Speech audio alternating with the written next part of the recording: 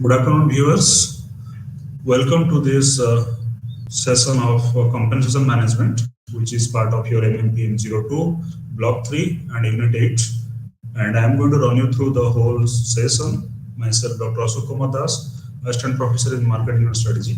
And I have the pleasure to introduce a topic which is all-encompassing in the sense that compensation is everything for the organization and for the salesperson who is working for it. In the early 80s, if you go and ask any salesperson, why do you work? The unequivocal answer is going to be, I work for money. And of course, that really has not, really kind of not vanished till now. The fact is, if you really go and talk to any, person working in any company or any kind of organization, and you ask him, well, if money component is taken out, will you still feel really like, giving your 100% to the work? The answer is going to be a very strong no. People are not going to be working if they are not compensated well. And you are not going to get quality people if you are not compensating well as well. So that this is a kind of a, kind of a transition where the organization has got to take a decision. How much compensation is enough for me and how much compensation is enough for the person who is going to work for me. So to sort this dilemma out, the next 55 minutes or 1 hour is going to be devoted to that only. Let us try and appreciate one thing, that compensation is going to be inviting the right kind of person into your organization. When I say right kind of people, what I really mean is the people who are qualified, the people who are result oriented, the people who can really bring in the revenue for your organization, and the people who are going to be giving their 100% and even to some extent more than 100% to your organization are going to be highly motivated if they are compensated well. So let us understand why this compensation is really a big motivating factor for anybody who works for any organization for that matter, be it sales or marketing, or for that matter, even if you go beyond this sales and marketing, anything that you really work for has got to be really amply rewarded, amply compensated. So we are not going to underestimate the importance of compensation for whatever reason.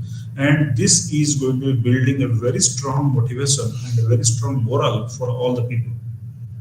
There are indirect benefits like incentives and perquisites, which really vary among firms. Like for example, if you talk about an MNC which believes in trying to be spreading its wings all across the globe, and if you talk about a national level company and you really try and take the example of a company which is really restricted to a particular state or even much lesser than that, then probably they are going to be paying you differently because of the very simple fact that their geographical presence is a little bit sorted out, and probably they are not really that much good enough to earn the kind of revenues that is expected to be earned by an MNC. And probably in all likelihood that you will understand that the smaller companies have got very less compensation to really make for their salespeople, even if they understand that the people who are working for me are highly talented, qualified, and believe in kind of giving the results and all. But still, because of the financial constraint or because of the kind of lack of funds, probably you will find that many small companies really do not have that knack of paying people well enough so that people are going to be giving more than 100% to their organization. And the reason for attrition in many organizations can really be attributed to one single important factor: compensation.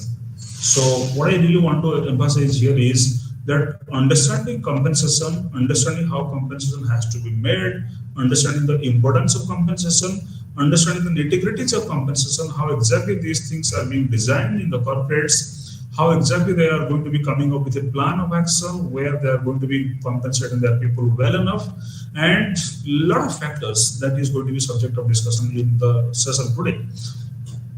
Your salespeople represent the company's philosophy and business principles. Your salespeople are going to be the interface between you and your customers. If they are happy, they are satisfied, they are well motivated, they are going to be speaking good things about your company. You go to any organization and try to really figure out how the organization is really successful or failure. It all depends on how motivated the salespeople are, how motivated the people are who are having a direct contact with the customers, who are really coming day in, day out to the organization. Probably the smile on the face says it all. If the person is happy with his compensation, with his other kind of benefits, with his other kind of perquisites and all, he is going to be creating a happy customer. It's pretty simple. A happy employee creates a happy customer. As simple as that.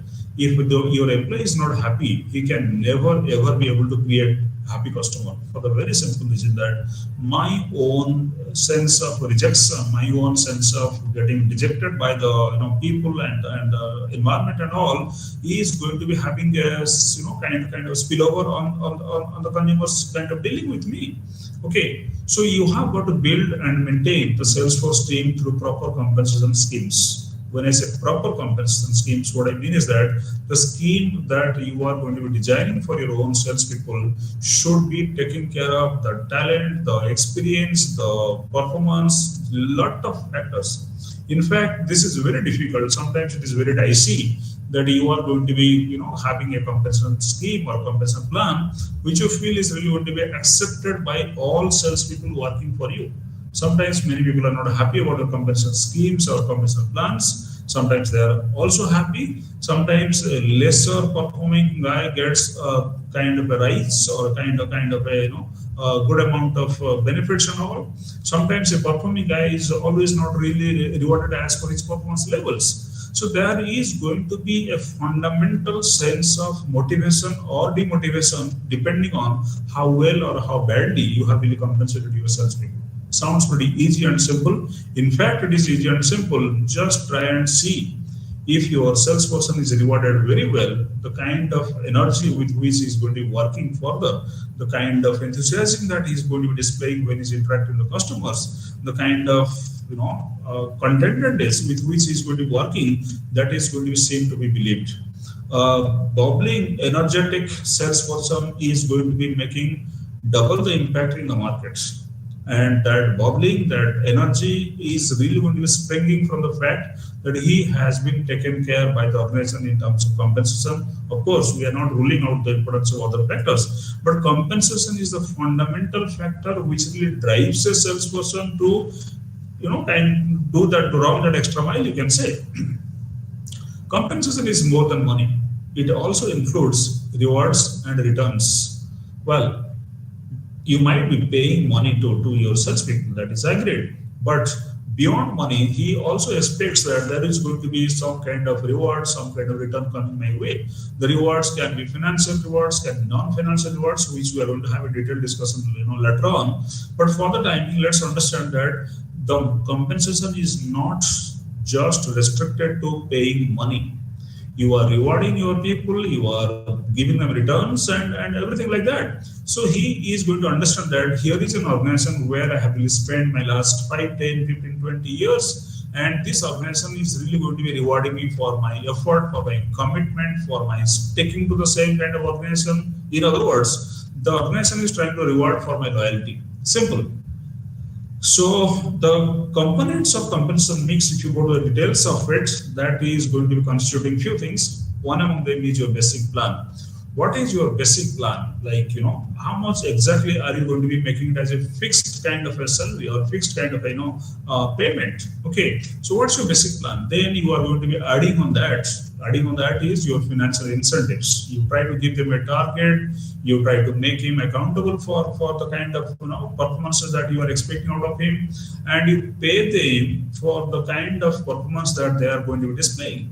Someone is going to be achieving targets. He is going to be receiving less than someone who is going to be achieving maybe 75 or 80% of targets. My point of telling you all this thing is pretty simple, that if your basic plan is fixed and a salesperson knows that this is the basic money that I am going to be getting, if I perform well, then I can really make extra money or make quick money. that is dependent totally on the kind of commitment that is kind of demonstrate, or the kind of commitment that really go with into the market. And of course, added to the financial incentive, we can talk about the non-financial rewards also. Probably if you look in the last 15 20 years, and you asked any top B school graduate, MBA graduates who are going to make a career in sales and all, ask them, are you working for financial benefit or you are working for non-financial benefit? My gut feel is that probably you will find more people who are really belonging to the elite group of students or employees and all who are joining an organization. They are going to be more predominantly going to be telling you about the importance of non-financial rewards or non-financial benefits. You might be giving me money, but if you don't treat me well, if you don't really give me importance, if you don't really realize my worth, then probably your money is okay enough, good enough for me, but this is not really going to be generating that extra amount of motivation within me. So sometimes a pat on the back, sometimes praising people in public, sometimes trying to really celebrate the success of your own people is going to be giving them that extra kind of a kick. Now that is more important than just giving them money, because if you compensate a person, he only is going to be getting the benefit and he knows it privately, that this is the extra money that I have really made in this organization in this particular month or in this particular quarter or in this particular year or so. But when he gets the non-financial benefit, the entire community of him is really going to be celebrating, or kind of better so celebrating the success of one particular individual. That makes him feel more glorified about the achievement. He just wants to demonstrate to the world, look, I am being rewarded because of my performance, because of my commitment, because of my loyalty, because of my delivery. So you are going to be not ruling out the importance of non-financial rewards for a good, efficient salesperson. How do you reward sales performance? Let us understand what exactly is sales performance. Sales performance is not simply going to be dealing with numbers. It is not about generating more revenue. It is not about generating more customers. It is not just about kind of increasing your market share or enhancing your kind of market share in the whole market and all.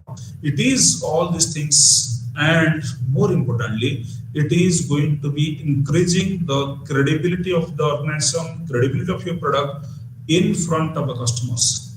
The customers should have that sense of trust, that sense of mutual benefit, that sense of concern to your organization, to your product, to your services. That is going to really make your life pretty easy, because you as a salesperson have got the responsibility of trying to enhance the corporate image of your company. That is more important than just dealing with numbers. Okay, you can give them direct financial awards, like for example, if somebody is getting financial benefits or financial kind of rewards, he might feel excited about it. People who are crazy about making money and making lots of money, they are going to be obviously involved in a scenario where the organization will tries to pay them or compensate them in terms of financial benefit. That is understandable. But more than that, like I was telling you a few minutes back, if you talk about the modern day sales guy, I mean, an MBA graduate from a premier B school or something of that sort, he is probably going to be giving more emphasis on career advancement than just kind of amassing wealth. I mean, he is going to be asking you, well, where do I see myself 2 years down the line, or 5 years down the line, or 10 years down the line? If you do not have a career advancement plan laid out very clearly for him, he might just get disengaged. He might just feel, well, I am here only to make money. There is no potential for me to be really going up in the ladder. If I cannot do it, it is not worth it. And more important, like I was telling you, modern day young generation, they are more obsessed with career against getting financial benefit or financial rewards. Take my word for it. Probably more young people are joining sales because they can see that there is absolutely phenomenal growth awaiting them. Probably they might just kind of become the AGM or DGM in 5 to 10 years kind of time in a good kind of corporate. So that career advancement is a good thing which can really be offered to a young man who is really going to be making a promising career in sales. Apart from the financial rewards and the career advancement things, You can also give non-financial compensation. Now, what is a non-financial compensation? This is when you are going to be taking care of his other facets of life. What do you mean by other facets of life? Other facet means you are trying to take care of his, medical expenses. You are trying to take care of his kids' education. You are trying to be giving them, kind of other kind of fringe benefits. You are trying to take care of his fooding and stuff like that. You are going to be gifting him every Diwali, every puja, every New Year, and you are going to be really trying to make him feel important that because of you, my organization is surviving or flourishing. So that makes him feel good about the organization and all. Now let us talk about the direct compensation part. Now, what are the basic components of direct compensation? Like I told you, basic pay, you have got allowances, you have got travel and entertainment expenses. I can tell you from my own experience, when people are going to be getting this, travel and entertainment expenses, they feel very good about it. Of course, you can say that, well, travel expenses is a basic thing because you are traveling, so you should be compensated for it. But tell me honestly, how many people really utilize the whole amount of money that is really being doled out to you on travel expenses and all? Maybe you are entitled for a car and you are going to travel by a pool car. Also, maybe you are going to be saving money on that. So that is a kind of stuff that is going to be pretty much exciting for the young people who are going to be joining in a big organization. And of course, the importance of the entertainment expenses. This sounds pretty incredibly nice. You are being given money to really try to entertain your clients, try to entertain your customers, and spend quality time with the clients. So if you are going to feel that, well, this money is going to be spent by me from my own wallet, and the company is going to get a benefit because the customer is going to be buying the company's product, not my product, why should I be spending money from my own pocket? If you feel that way, that means your company is insisting that you are going to be working 24/7 for the benefit of the company, even if that really means that you are going to be sacrificing your own hard-earned money on trying to entertain your clients and all. This has given rise to the fact that nowadays many companies, I guess 70 to 80% of the companies, they are having a special allocation for entertainment expenses, which is really acceptable by the all salesperson in a very positive way. Straight salary plan, it has got its advantages and disadvantages. Straight commission plans, you have commissions, like if you go beyond these numbers, this is the benefit that you get. For example, if you are working in a car manufacturing company and you are being given a target to sell 5 cars in 3 months or 6 cars in 3 months, okay, and if you sell beyond that, for each car being sold, you are going to be generating more money. That sounds pretty exciting for someone who is in that particular kind of an industry. And you have got the disadvantage also. The disadvantage is that, well, you are not rewarding to a person who is capable, but for some reason or other has failed to sell more than your targeted number. Are you compensating him for that? No, you are not doing it. So because he is not really doing well in a particular month or in a particular kind of quarter or in a particular kind of a fortnight or even a week, he doesn't get the benefit. So he really becomes pretty much demotivated because of that only. It might be a possibility. But yeah, apart from that, you can have a typical combination plans with guaranteed pay and commissions. I think this is more in vogue. People are going to be going for guaranteed pay and commissions, as a kind of add-on. So what you do here is you are ensuring that even if the person really fails to reach that magic number of target that you have given to him, he is not really going home empty-handed. He has got some kind of pay which is fixed, and if he really kind of puts an extra effort, he might be able to generate more kind of commissions for himself only. This is possible, and this is what is really going to be appealing to many salespeople in this country. Now we have got indirect compensation. Now what is that indirect compensation? You have got financial incentives, salary plus commission, salary plus sharing profit, like you talk about ESOPs and all, employee stock option schemes. So you have got the new IT firms, the IT companies who have really come up in the last 10, 15 years, they are going to be really making you a shareholder in their profits. Now you feel that I'm not an ordinary worker or an ordinary employee working in this particular organization. The organization can really throw me out anytime that he wants. No, now you feel that this is my company because I have got a say. because I have got some shares in the profits. So you have got some share in the profit. That means you feel that this is not a company which is really owned by someone else. This is a company where I have got an equal voice or an equal kind of opinion, or I am really going to be given the importance that I deserve, because the share in profits is also going to be coming my way. So you can go for non-financial incentives, apart from the financial incentives, which are always very much healthy and positive and recognizable and really kind of appeal to the person who is really going to be out there to make money. But like I told you, there are many people who have really gone beyond money making. They feel that I just want to have a complete sense of control, a complete sense of really feeling that this organization belongs to me. This organization takes care of my career growth. This organization is also going to be taking care of my family, its welfare and all. Okay. Now you can go for training programs.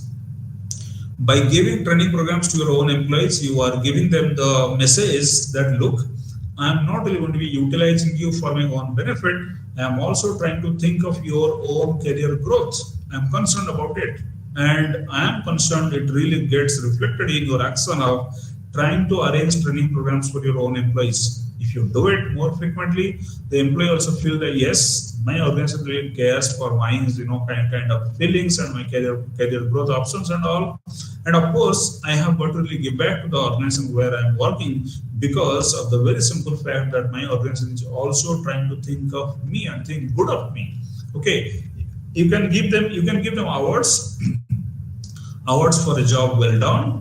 That award is more than a few hundred or $1,000 that you are ready to pay to an employee, because the award really tries to make the employee believe in his own abilities. You are going to be recognizing for the effort that he has put in. You are going to be really making him stand out in the crowd and really get counted.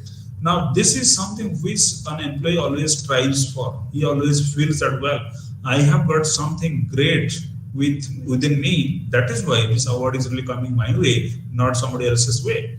Recognitions, of course, you give them a promotion, you hike his kind of salary.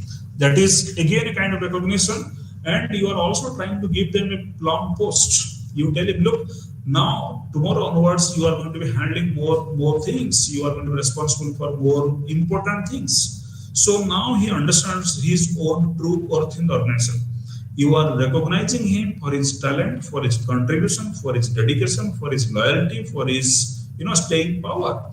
Now, apart from all these recognitions and awards and training programs and all, you can also give them a short-term incentive like some small prizes. Imagine you have got 100 people working for you in sales, and out of 100 people, you are choosing the top 3 performers or the top 5 performers. How do they feel? They feel that, well, we are the top 3, we are the most able, most capable, most performing kind of people in our entire group. That makes them understand and again try and make them more responsible for achieving even more. That really makes them feel important about themselves. And if you understand human psychology well, making a person feel important is the most cherished thing that an organization can really try and give to an employee. So you have got different compensation structure, like for example, monitoring sales volumes, APC metrics, monetary and non-monetary benefits. How do you really monitor the sales volumes? You are going to understand who is selling how much, not who is generating how much revenue. You are concerned about who is able to dispose of the products more often, more quickly, and who has got the knack of really generating volume sales for my organization. Because sometimes the organization feels that, well, with increased volume sales will automatically come increased revenue.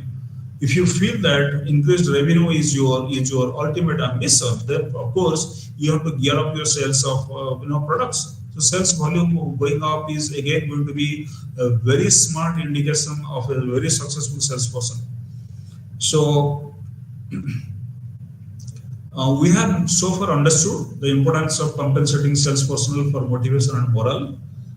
I think you might be really thinking, well, if a person feels that this is my job and I don't have any other, option with me, there is no need to motivate him further. He is self-motivated. But yeah, you can't really always try to put a kind of a sword on someone's head for too long. It is a kind of negative motivation technique, and it might just backfire. It might just boomerang someday.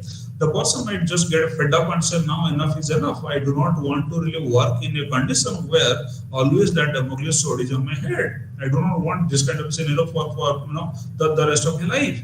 So you have got to give them positive motivation and positive moral. Look, if you do this for the organization is going to do this for you. If you can contribute to this kind of a level, the organization is also going to be giving you the other kind of benefit that is really going to be deserved by you. And moral is the best thing that can possibly happen to an employee, to a salesperson. If the salesperson moral is high, even if he's not smart enough, even if he's not really technically knowledgeable, or even if he's not really kind of good in human skills and all, probably by the strong sense of moral, he can really conquer many things which is really only seeming impossible for the beginners. So what we have also understood, what are the components of compensation mix? Like I talked about, basic plan, financial incentives, and non-financial rewards. I always try to emphasize on the non-financial rewards more, because there comes a point where the person involved feels saturated. He feels that fine, I have been making good amount of money. That is quite okay with me. What about my social recognition? What about my recognition within the organization? What about my family? What about my wife and kids? What about the other family members of mine? Do you have a plan for my family members? Do you have a plan for my kids' education? Do you have a plan for my hospital benefits? If you think of these kind of things, these are the more essential non-financial rewards that an employee is very desperately looking forward to. And we also talked about direct compensation, where I talked about straight salary, commission plans, combination plans. We also talked about indirect compensation like financial incentives and non-financial incentives. That is pretty much okay. And you have this compensation structure where you are going to be monitoring the sales volume, APC matrix, monetary and non-monetary benefits. Now let us go deep into the topic that we have really kind of given an introduction to. Now, what is that monetary benefit? Monetary benefit is the cash benefits linked to sales volumes and metric scores. What is the sales volume that you have been able to generate, and how much you have really scored in that matrix of mine, where I'm going to be judging your sales volume generation ability versus sales revenue generation ability. If you are more qualified to really generate sales volume, probably that automatically reflects in sales revenues going up. That is understandable. What are the non-monetary benefits that can possibly go your way? Non-monetary perks such as holiday packages to Bangkok or gifts. Imagine you are suddenly declaring in a meeting of your 100 plus salespeople that I have chosen all these 100 people to really go for a vacation to Bangkok, to any place with their family for 3 nights and 4 days. How does that really sound? That sounds pretty exciting. That sounds like, well, this is not my normal expectation from a normal company. This company is really seriously thinking about my own pleasure, my own kind of happiness and all. So now the point is, if the company declares this to its own sales group of people, it might just give a very direct, straight message that look, we are also concerned about your kind of entertainment stuff and all. We are not really going to make you work like as if there is no tomorrow. But the fact is, we are as concerned as you are for your own entertainment, for your own escape routes and all. That is what is really going to be told to the employees. So what are the factors that influence compensation plan design? Give me 1 second.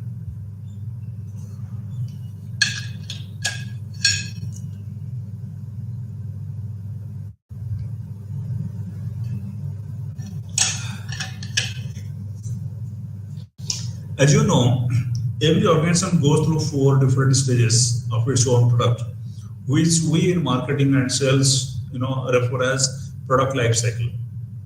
In the product lifecycle, what really happens is you have got four distinctive stages. We call it as introductory phase, growth phase, maturity phase, and decline phase. In the introductory phase, what you do, you are trying to launch a product for the very first time in the market, right? So if you are launching, imagine the role of the salesperson here. That is more important to understand, not really trying to understand what PLCs and all this, strategy and all. That's not your cup of tea at this moment. Let's understand in the first stage where the product is being launched, what is going to be the role of a good salesperson? How does he really expect to be compensated by the company? What if he is not really compensated well? What is the exact specific expectation that the company is having from a sales guy in the product introduction stage? Let's have a discussion on that. I believe, to the best of my knowledge, in the introduction phase, you are entitling a person, a salesperson, of course, with high direct salary, and you are trying to give it for a person or a sales force who is dynamic in nature, because you are launching the product for the very first time in the market, and you expect that the market is going to be having a higher rate of acceptance, high rate of awareness about who you are, what are you trying to launch in the market, and how does your product really solve the problem of the customer. For doing this, you require a different level of dynamism in the sales force. That dynamism is really going to be having a rub off on the person who is really going to be dealing with the sales guy of yours. How does he really respond to this kind of introduction of yours? He has to be paid a high direct salary. Why direct salary? Because he believes that your product is new. I might just face with stubbornness not to take your product, not to buy your product, not to show any interest with your product and all. To get over that, I have got to have that kind of cushion with me. What is that cushion? That cushion is the high direct salary. If you pay me exorbitantly high amount of money, I feel secure about my job, I feel secure about my position and all. And because your company is new or because your product is new, I do not want to risk my entire kind of effort and my career onto uncertain kind of a thing. So because the level of uncertainty is high, to really get the uncertainty out of the customer, out of the salesperson's mind, you are going to be paying him exorbitantly high amount of money. That's understandable. Once you do it, then you are going to be finding out how dynamic the sales force has been so far. Second stage is, like I told you, in the growth phase, you are going to be going for a typical mix of incentives and indirect compensation. Now, what is that indirect compensation? You are going to be keeping the salary of the basic as fixed. That is fixed. That may not be as high as it was in the introduction stage. In this growth phase, your indirect compensation is going to be much more, kind of trying to find out the competency of a person and rewarding him for that only. Okay, and of course, you are adding that extra thing called incentives. That incentive is for extra motivation. Running that extra mile is going to be linked with the incentive that you pay. If you pay more incentives, if you really make it transparent, that if you achieve this is your incentive waiting to be taken up by you, then you are inviting the salesperson of yours and you are trying to tell them, look, this is in store for you. Go ahead and do it for me. Chances are that the salesperson are going to be much more galvanized to really go and get that incentive, because that is a huge motivating factor for the salesperson. In the maturity phase, the third phase, when the product is no more really making any moves in the market, it's not really going to be creating any kind of churn in the market, so to say. When there is no churn, there is no big movement happening, so you are trying to pay more attention to indirect compensation like training and incentives. Now you are in the mature phase where your product is neither making any further movement up, nor really it's really going down. So when there is nothing happening, you are neither really making any profit, nor really making any losses, your product doesn't really have a future, your product had a glorious past, and you are going to be not relaxing because you had a glorious past, and you are pretty sure that your product doesn't have a glorious future either. So what you do is you try to go for indirect compensation like training and incentives for people. You train them, look, this product has really matured now come up with new skill sets, come up with new techniques, come up with new fresh, exciting, kind of, ideas. Now you are trying to be providing them training and incentives because that you believe is going to be really working miraculously with the salesperson, because they have also understood that this product has already done what it really needed to be done. Now you are going for the next phase, which is the most delicate, complex, dangerous phase of any product's life cycle, the decline phase. You are going to go for innovative incentive schemes to revive declining sales. Now, what you do is you are trying to be rewarding your people, and at the same time, you are also trying to resurrect or kind of bring it back, like they say in ordinary terms. You are going to be reviving the declining sales by coming up with innovative incentive schemes. Why should people buy a product which is about to die, which is really reaching the death stage or the decline stage, and the customer, the audience, the public at large, they are all are aware and alert about it. If that is the fact, then there is no way that you can really try to bring your best salesperson and try to really galvanize the sales in the decline phase. You cannot do it. But what you can do is you can go for innovative incentive schemes. Like for example, you don't have to really go and tell, look, buy one get one free, or buy two get one free, or buy one get two free. Stuff like that. That is pretty old-fashioned, pretty much hackneyed, you can say. Okay. Now, what you need to do is you come up with some brilliantly creative kind of ideas where the people are really going to be mesmerized by the way you are going to be really coming up with a fresh, exciting kind of an idea. Come on, do it is going to be the only mantra that can possibly work in the decline phase. The salespeople who take the risk, it's not a risk, it's a gamble, you can say. The salespeople who really take that gamble are the most risk takers in the entire, kind of fraternity. They are going to be risking their career, their kind of future growth potentials and everything, because they are going to be trying to bring a declining product back to normal life. That's pretty interesting. So if you go and understand the salespeople demographics, preferences influenced by age and family size and individual characteristics. How do you choose the salesperson for your organization? Do you choose by age? The answer to that is yes.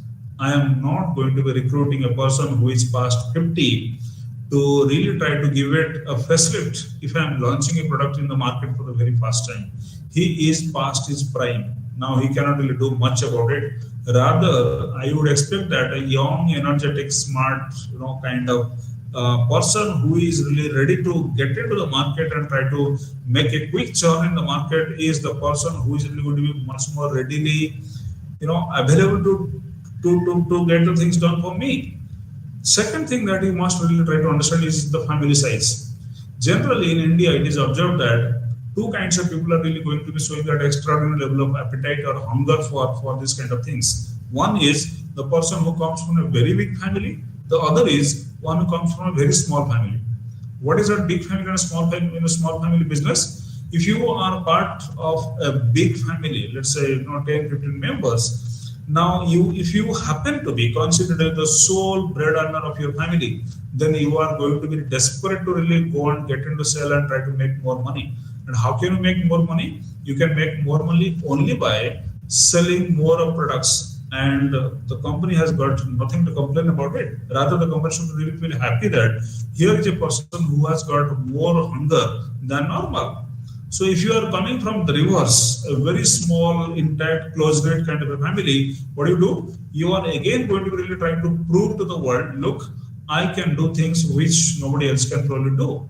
That I can do things which nobody probably else can do is a big motivating factor for you. So you are also going to be driven by the logic of trying to achieve more and demonstrating to the world, look how capable you are. And of course, the most important among all is your individual characteristics. Are you a lazy, laid back, nonchalant or uninvolved kind of a person, or you are just opposite? You are a very smart, aggressive, go-getter, positive-minded, dynamic kind of person who can really ready to jump into the market and try to make quick friends and quick, make quick converts and try to really go for that word which we normally call as going for a kill. So if you go for that kill and you have that attitude of yours where you are ready to grab a customer and try to convert him as quickly as possible, then we are going to be preferring people like you than a customer, than a salesperson who is having that sleeping, laid back, lethargic, nonchalant, uninvolved kind of an attitude towards life. So sorry, individual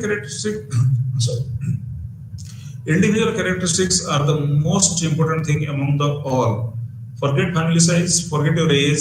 If you are a born fighter, if you are a born never say die kind of a person, if you are a person who believes in hard work, who has got level of commitment, who is a lawyer by nature kind of a person, and who believes that the result has got to be attained at every at any cost. If that is what is your real orientation is, probably these characteristics of yours is really going to be helping you to take you to very high level and all. Now, what's the role in marketing strategy? Varied compensation plans with accelerators and different structures. That is also going to be pretty important for you. You should have compensation plans with accelerators and different structures. It is not like I told you a few minutes back. It is not one size fits all kind of a situation. You can't really paint all the salespeople performing, non-performing, neutral, positive, negative, everybody in the same brush. You cannot. You should not also, and you should not really dare to do it as well. Why? Because by promoting a person who is not performing and by not promoting a person who is really performing, you are spreading the message in the company, look, I do not have any kind of affinity for a person who is a true performer. I just try to treat everybody as equal. In sales particularly, please remember, particularly in sales, there is nothing like all are equal kind of a business. It is not your R&D or it is not your kind of a soft floor where all are going to be working equally well so that the outcome really comes. No, it is a self-declared kind of a target for yourself. You have been given the responsibility of particular territory and particular group of products and all, and your job is primarily to try and sell all the products, all the services in your identified territory. Now you cannot really go and compare yourself with someone else from another territory with a different kind of product package to really go and sell in the market and expect that the same amount of revenue is going to be generated by the other sales guy and all. So this is pretty important to understand. Now, how do you really design the sales compensation plan? What should be the criteria for it? Pretty interesting. What are the essential criteria? Budget allocation for Salesforce compensation. Now, what is our budget allocation for Salesforce compensation? What you do is you allocate budget for your Salesforce. Without budget, you can't really move an inch. That's understandable. Okay. You study the job requirements and concise job description. This is very important in today's world because you have got a specific requirement for a specific job and you require that this is exactly the job description that I really want the salesperson to come and really try and execute it. Now, coming back to the budget part of it a bit, how do you really allocate budget for Salesforce compensation? What do you really do? You have a fixed budget which is really going to be given as compensation to your Salesforce, which might be some amount of percentage fixed for the people based on the revenue that you are going to be generating. Okay, and job description has to be very concise because you are not expecting the sales guy to be really doing multiple activities at the same time and still expect that he is going to be even more productive than someone else. You cannot expect that the salesperson is going to be really laying his hands on multiple things and still come out pretty successful. No, you are very clear in your head. This is exactly what you should be doing. Go tell him, go describe it in as many words and give it to the salesperson. He will understand this organization expects me precisely to do this and not do the other things. That is pretty important. You have got to really get focused on what exactly are you supposed to do and what exactly you are going to be refraining from doing. So again, the third thing that I really want to bring to your understanding is your organizational hierarchy definition and role clarification. Who is your boss? Who is going to be ordering you? Who has got the power to really try to modify your approaches, try to suggest you changes and all? who is going to be your reporting authority is the most important thing, because like old Joe goes, people really don't quit organizations, they leave their bosses. So understanding who your boss is, what is the organizational hierarchy, and how well it is defined. Do you have multiple reporting systems? Do I have to report to Mr. X and Mr. Y and Mr. Z as well? Or I have got to really get stuck with one individual, Mr. X and Mr. X only? If that is what is really very clearly defined, then your role is pretty much, kind of pretty much clear. So role clarification is the most important thing, I think, among all the things. You might be compensating people in terms of money and non-monetary kind of benefits and all. But if I do not know precisely the exact specific role that I'm supposed to really kind of work out, then I really do not know how to really become productive, how to really try and kind of become efficient or even effective. So my role has got to be having that kind of clarification. Having said that, you should always try to design your compensation plan based on the competitor analysis for similar product markets. What are the competitors of yours doing in the market? Are they compensating more than what you do, or are they doing really less than what you do? Are they totally diametrically opposite from your style of a compensation plan design, or they are in sync with what you are planning to do? Why this is important? You might be wondering, come on, let me really try and take my own decision. Why should I really be dependent on the competitor? No. The fact is, the salesperson who is working for you is always having a close look at what the rival company in the same geographical location is also offering to the kind of salesperson of his own. Now he is always on the lookout. Look out for a switch maybe, look out for a transition maybe, look out for a bigger jump maybe. Okay.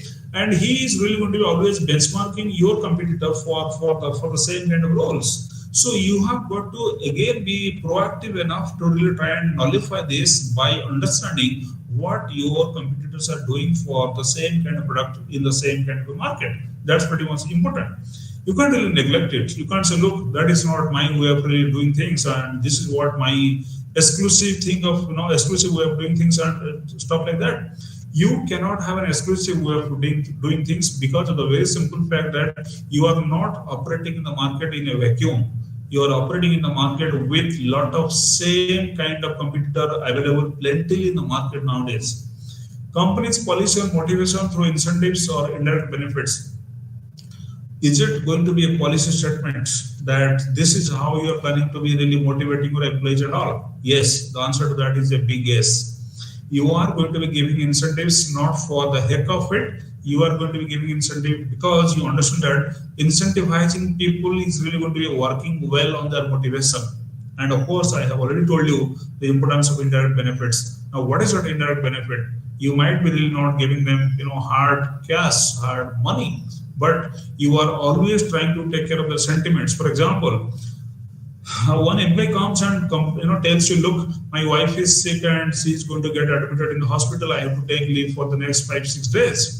You say, look, I have got a project going on right at the moment and I cannot probably allow you leave for this next 5-6 days. This is not only inhuman, this is demoralizing, this is absolutely demotivating for the employee, because he feels that, look, I have served this organization for the last 10 years absolutely with total, complete, unflinching support. Now, when I am in dire straits, look at the way the organization is responding to me. So this organization really doesn't care for me, forget about caring for my wife, for my kids. Now, the indirect benefit are going to be more important than incentivizing someone through money only. Now, he feels that, well, I should be allowed to leave, even if I really go and incur a kind of pay cut. He is really going to be taking care of his family first. And of course, he is not really going to be caring for the pay cut or the loss of money or whatever, kind of thing that you might be threatening him with. And of course, on a positive note, you can always give them formal training programs and human resource development. Why do you train people? There is always a school of thought which tells you, well, if you train them and they really assume that, well, this organization is a good training playground for me, I might just have to get a training and run away from it. People are going to be doing, that even if you don't train them. But the point is, if a person is well trained and he runs away versus the person is not well trained and he stays back, Remember, let me repeat, if a person is well trained and he runs away versus the person is not well trained and he stays back, the person who is not well trained and if he stays back, he is really going to be creating more chaos, more catastrophe in the organization than a person who is well trained but he leaves you. Fine, you have trained a person who has really left your organization, but yeah, you can really utilize these services for a few months, few years before he really says it quits. But if a person stays back and is not really qualified enough or trained enough, and he commits all the kind of stupid, silly, big, gigantic mistakes, this is going to be a very costly affair for your organization. Remember that it is better to offer training programs to your people than imagine that trained people are going to be quitting me by any means. So why train them? This is a very dangerous, derogative way of really trying to be treating your most valued resource, that is human resource. Coming to the next point, why change the sales compensation plan? Three essential reasons. Let me tell you one, two, three. Achieving marketing strategies and sales objectives. If you are not achieving your marketing strategy and your sales objectives are not being met, then you have got to really try to change the sales compensation plan, because people might become complacent. People might really take things for granted. They feel that, well, it is the organization's choice to really try to compensate us. Whether we deserve it or we don't deserve it, that is for the organization to decide. By thinking in this way, they might not be able to achieve the sales objectives. Who is going to be blamed for this? Not the people who have not really been able to achieve the sales objectives. It is you who have given given these people a long rope by which they have really hijacked your performances, your kind of obligations, and not really returned anything back to you. Second issue that I really want to raise is attracting and retaining skilled salespeople. Why should you change your compensation plan? Because in exceptional cases, you have got to retain the key people of yours, like they said, the key resources. The key people are going to be the key people for your organization till eternity. As long as you are there, as long as they are really fit and fine, they are going to be always contributing in a very positive way to the growth of your organization, because they have the skill sets which the others do not have. Now, how do you really identify these people? How do you know that these are the people who are going to be retained at any cost? Believe me, if your best salesperson runs away from you to your rival company, he can create more damage to you than your ordinary salesperson or ordinary kind of employee really runs away from you to someone, to your best competitor. He knows what are the do's and don'ts of this kind of industry.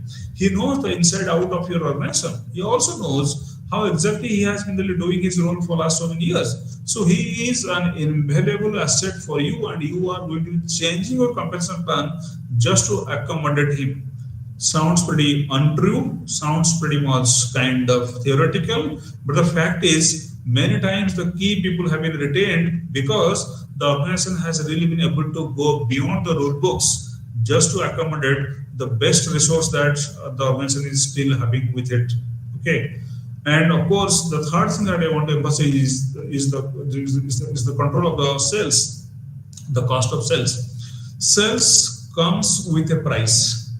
This is obvious. If you are employing salespeople, you are compensating them. It really comes to the price tag attached to it. But is it really worth it? Few years back, people have this kind of unwritten principle, unwritten philosophy that the salesperson should really be taking 10% of the revenue that he generates. That was an unwritten, unspoken kind of a rule, you can say. Okay. So is it really going to be going beyond that? Is the salesperson really taking more than 10% of the total revenue that he is really generating by himself? Let's not try to complicate things by trying to add what is the competitor stand in the market, how well the product is really being accepted by the customers, whether you have got a very huge kind of a corporate image of yours or not, price is good enough or not. I mean, keeping aside all these kind of subjective things, you have got to really try to boil it down to very specific thing, like the sales has got a cost factor attached to it, and if it really kind of stays beyond your cost of sales and all, it really becomes a kind of a boomerang for you, because you are really kind of paying more to your salespeople than what they are really capable of generating or they have really been able to generate. That is pretty important to understand. So what are the positive business outcomes? Growth, profits, customer satisfaction, attracting or retaining talent, and sales productivity. I'll touch each one of these. Just give me a few seconds.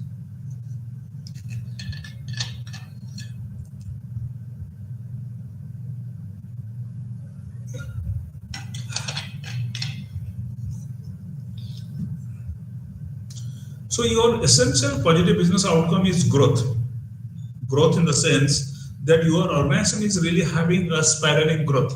For example, you have now really grown in terms of your revenue, in terms of your market presence, in terms of your market share, in terms of your the intangibles like the credibility, the image of yours, the reputation of yours, everything has really grown.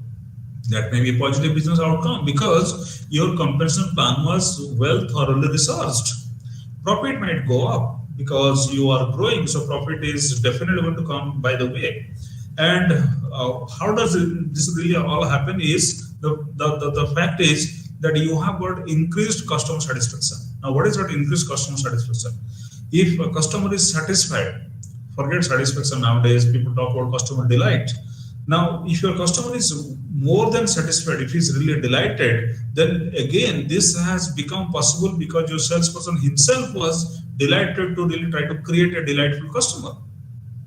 Like I told you a few minutes back, that if you are not a happy employee, you cannot create a happy customer. A happy or satisfied employee always creates a happy or a satisfied customer. That is the rule. You cannot really expect that an unhappy employee is really going to be still able to create a happy customer. It never will really happen. Attracting and retaining talent. Talent is the most scarce resource in the entire planet. If you are trying to get the best of the talent possible and you are able to get it, that is not enough. The talent might come and search and see and move. It's like, kind of coming and seeing and conquering and just getting out of it. Now he is not really going to be staying with you if you do not have the power, the logic or the emotion to really try to bring him back or retain him back. So you should really be able to understand that attracting talent is not that kind of easy, but it is not that tough either.